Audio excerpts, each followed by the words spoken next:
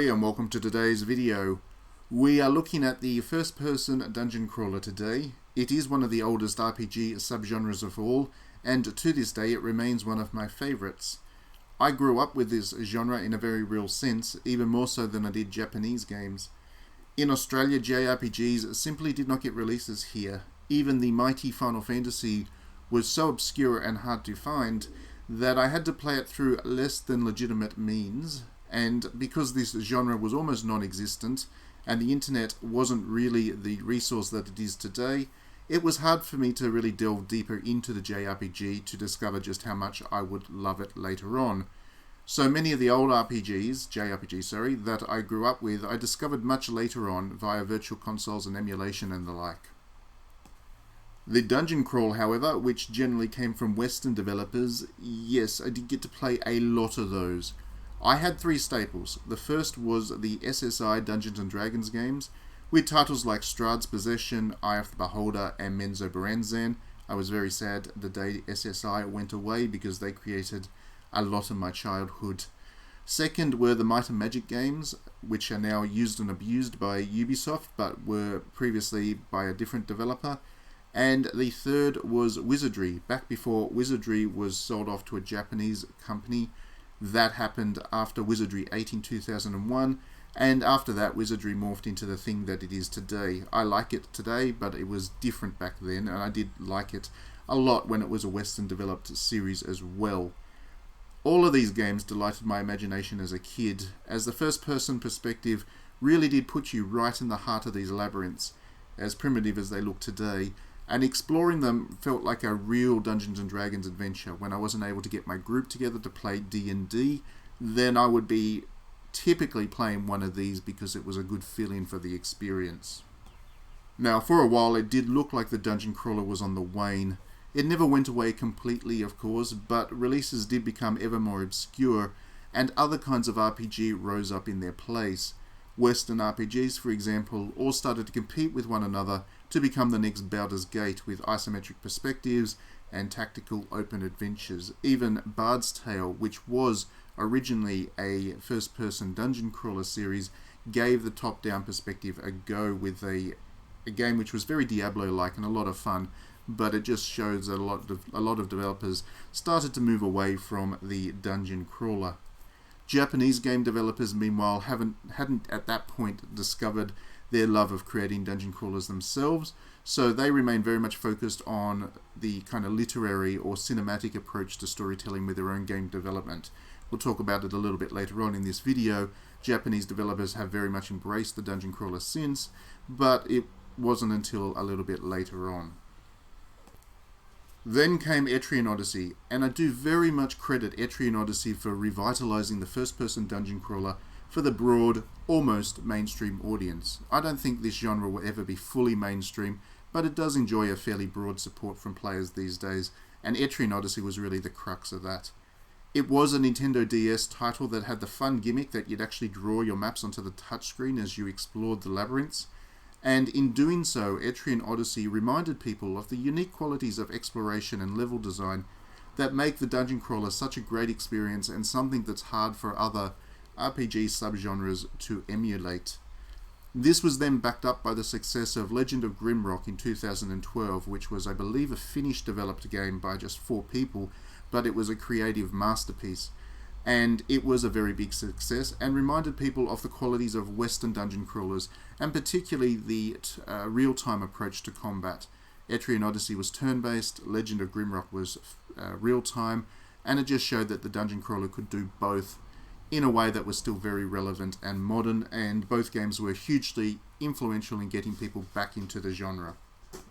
Since those two titles, the genre has really gone through a renaissance, and now with Saviors of Sapphire Wings, Strangers of Sword City getting a release on Nintendo Switch this week, joining a dozen or so other crawlers on the console, I figured it would be fun to do a video to discuss the qualities that make the dungeon crawler such an enduring, fascinating genre that I've been able to play for my entire life. And after all, the original Wizardry actually released in 1981, so this genre is 40 years old this year. It is very much worth talking about. So to start with some of the qualities of the first-person dungeon crawler, A little like the roguelike, the Dungeon Crawler has a reputation for being a challenging RPG experience, and that's certainly what I grew up with. These things could be very, very hard. It's actually one of those rare genres where I choose to play on the higher difficulty setting because it feels more authentic to me that way. For me, the Crawler is an atmospheric experience. You're delving deep into areas that are teeming with hostile monsters, filled with deadly traps and trials, and far away from civilized lands. What's more, these environments are typically not welcoming ones. They're full of dark ruins and crypts. In a similar way to the likes of Dark Souls, it enhances the experience to feel like the odds are very much weighed against you. And that's why I think that it's a genuinely good thing that most games in the Dungeon Crawler genre have maintained that tone of difficulty, even as they've looked for other ways to make the genre more accessible to newcomers. But I don't think that difficulty is the defining quality of the first-person Dungeon Crawler, like it tends to be with the Souls-likes. For me, the Dungeon Crawler is about emulating that experience of getting stuck in a hedge maze, if you remember those when they actually existed, before it became too expensive to maintain them. It's about having the disorientating effect of being lost in endless corridors and rooms. It's about having those little secret areas that hold the best loot. It's in challenging players so that even if they know the trick of navigating out of a labyrinth, which is you place your hand on either the left or right wall and walk without taking it off, so eventually you will get to the exit, even if you know that trick, there's still that sense that the path is horribly convoluted and you can get very lost very quickly. And really, that difficulty plus the maze design combines to make what I think the core of the Dungeon Crawler genre is. It's that it's a recreation of the story of the Minotaur from Greek mythology, where you are in this place where there is this existential threat to you in the Minotaur, and it is hunting you, and you need to try to find a way to both navigate your way out of the maze and defeat the monster. This genre goes right back to that very ancient storytelling tradition, and I think that's really where the appeal is and why these games have actually managed to remain appealing despite being quite traditional, as we'll talk about later on in this video. It's because this is a genre that is rooted in tradition, and that is what people want when they go into it. They don't necessarily want the most innovative or exciting experience. What they want is something that just cuts to a very core storytelling experience to the human condition. Mechanically, the best dungeon crawlers have maps that can be drawn onto a square box of grid paper.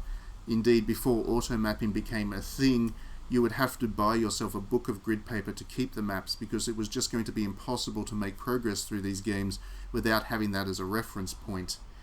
The best design maps in dungeon crawlers were done so in such a way that not a single square on the map was left unused in the end. The entire grid, the entire box that you're drawing your map onto, would be filled with corridors, rooms, and other things. When players spotted a gap in the map as they were drawing it, they would know that there would be some kind of secret there, or it would be an area that they would come back to later on.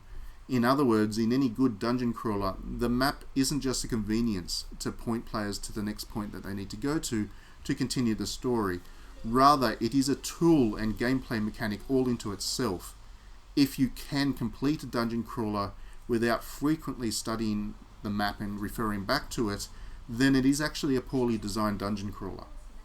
And really, that's what Etrian Odyssey tapped into with its map drawing mechanic.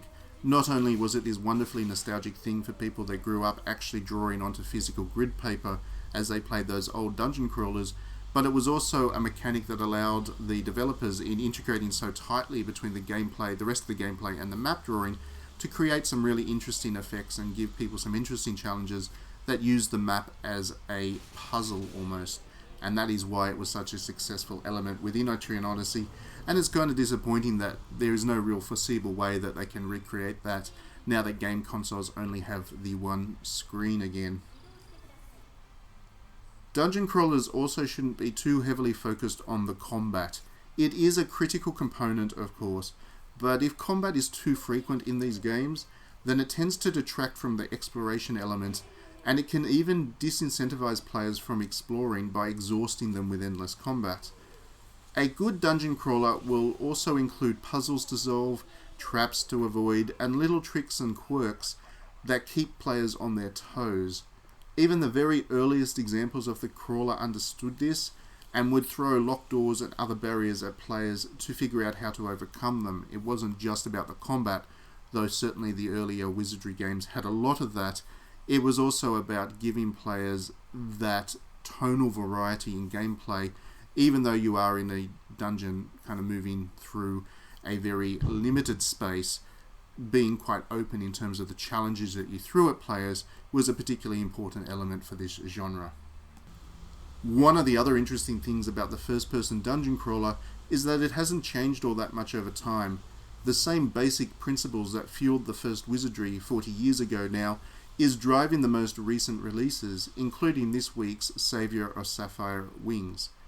That's not to say that the genre has stagnated. There have been some efforts to build on the basic mechanics, particularly with regards to storytelling. The earlier dungeon crawlers didn't have much interest in telling an explicit story. It was enough to know that you're in a deep, dark labyrinth and needed to find your way to the bottom of it or the exit. What's more, because you could create your own party of heroes to do so, in taking complete ownership of their adventure and backgrounds, there was a strong emergent storytelling element to these games, which was really sufficient to encourage you to want to play the games and get involved with the characters. However, more recent crawlers often, though not always, do try to contextualize what's going on, and they do so by introducing named characters, party interactions, and so on and so forth. In other ways though, if you compare something like Dragon Age to Baldur's Gate, or Final Fantasy 15 to Final Fantasy 1, you can see that the dungeon crawler by comparison has a stronger grasp on maintaining genre traditions, which can make these games seem a little more obscure to newer players perhaps, but it's also one of the most appealing qualities about the genre. It's that respect and adherence to tradition that really makes the games so appealing. The one big thing that has changed in recent years is that the Japanese game developers have embraced the crawler with a passion. The likes of Wizardry have always been a popular genre in Japan, but these days the Japanese developers are also responsible for making the bulk of the games. There are still some that are being created by Western developers, but nowhere near in the same quantity. And this is an inverse of where things were at a couple of decades ago, where the Japanese were playing these games but not creating too many of them, and the bulk were being churned out by Western developers. These days, and it started with Etrian Odyssey, you can get a huge range of very Japanese style dungeon crawlers, from the incredibly fan-servicey dungeon crawlers from Compile Heart. There are visual novel crossovers such as Kowloon High School Chronicle, which was recently released on Nintendo Switch. There are crawlers that are satirical in tone, like Persona Q, and there's even the likes of Hyaki Castle, which plays like a Western-developed dungeon crawler, but it has a Neo-like Japanese aesthetic and was created by Japanese developers as well. So despite remaining traditional in so many ways, developers of all kinds have really taken to the self-imposed limitations of the dungeon crawler genre to look for ways that they can explore their own creative ideas. And as a result, the dungeon crawler has become the most vibrant and interesting that the genre has ever been, while at the same time retaining that respect for tradition that has really made it so appealing over 40 years. Anyhow, that is enough for this video. If you haven't played too many dungeon crawlers as of yet, then the Saviors of Sapphire Wings release is actually a really good one to start with. We have got a full and in-depth review up on digitallydownloaded.net that you can check out if you are interested in learning more about that game. If you are a fan of crawlers, then do let me know your favourites in the comments. Like I said, it is one of my favourite genres, and I have been playing them for well over 30 years now. So I'm certainly keen to chat about them, whether it's the ones that you love playing when you're growing up, the ones that you're enjoying right now from new releases, whatever it is, let's talk about dungeon crawlers. And as always, thanks for watching. If you do enjoy my videos, please do throw me a like and subscribe to the channel. That way you will get all of the videos as soon as I upload them. And if you are feeling generous and want to support what we're doing here, please do consider backing me on Patreon. You can do so for $1 a month, or you can also support me for more if you're feeling generous, and that support will really help me to continue to grow what I'm doing with this channel and finding new and interesting things to talk about. Otherwise, thanks as always for watching, and we will see you at the next video.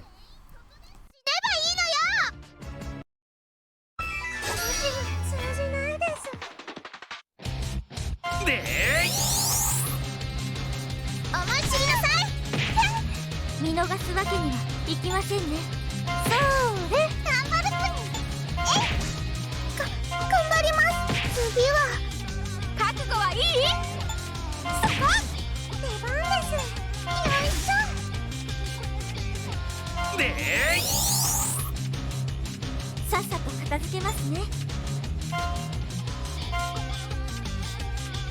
打ちのめします。張り切っていくプニ。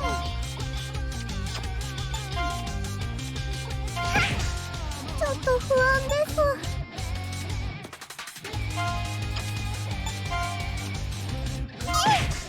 覚悟はいい？天まで吹っ飛ばせ！いけます。もうイライラするじゃ。よいしょ。捕らえる。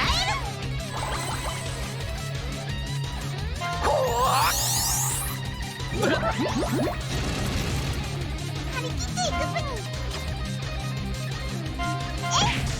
ちょっと不安です。どうしましょうか。よいしょ。逃がさないわよ。見逃すわけにはいきませんね。期待しちゃう。